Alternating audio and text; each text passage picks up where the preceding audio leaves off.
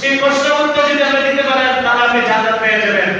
আর যদি প্রশ্নের উত্তর না দিতে পারেন তাহলে আপনার জন্য জাহান্নাম অনিবার্য।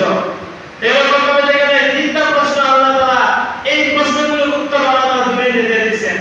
তিনটা প্রশ্ন কি? এক নম্বর প্রশ্ন হলো মার রব্বুকা, তোমার রব কে? যদি আপনি আল্লাহ তাআলার ইবাদত করে থাকেন, আল্লাহ তাআলার গোলামি করে থাকেন, আল্লাহ তাআলার হুকুম মেনে থাকেন, আল্লাহ তাআলার ভয় যদি আপনার দুনিয়াতে থাকে তাহলে ওই সময় আপনি নির্দ্বিধায় ভয় ছাড়া আপনি বলতে পারবেন রব্বি আল্লাহ, আমার রব আল্লাহ। আর যদি আপনি আল্লাহ তাআলার হুকুম না মানেন, আল্লাহ তাআলার সাথে বেয়াদবি করেন, তার হুকুমের অবাধ্যতা করেন, তখন আপনি বলতে পারবেন না। দুই নম্বর প্রশ্ন হলো যখন আপনাকে ফেরেশতা জিজ্ঞাসা করবে ওমান নবিয়্যুকা, তোমার নবী কে?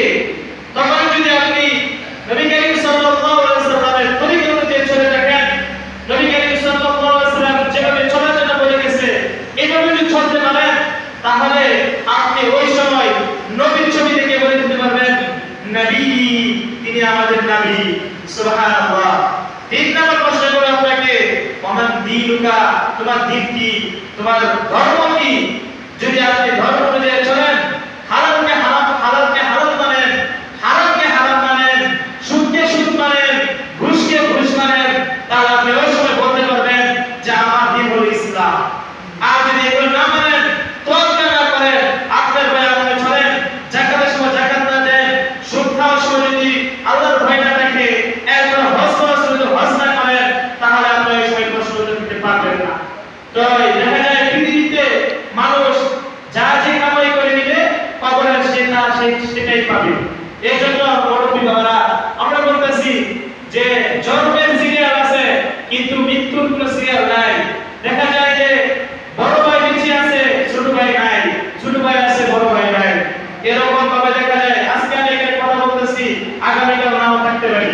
এরকম ভাবে আজকে আপনি বয়ান শুনতেছেন, কিছুক্ষণ পর আপনি নাও থাকতে পারেন।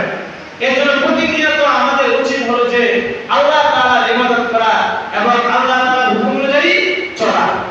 যদি আপনি তিনটা প্রশ্ন উত্তর দিতে চান তাহলে তিনটা প্রশ্নের যা যা আল্লাহ তাআলা বলেছে এগুলো উপর আমল করতে হবে। তো প্রথম আমল কি করতে হবে? আমাদের নামাজ পড়তে হবে শুদ্ধভাবে। সূরা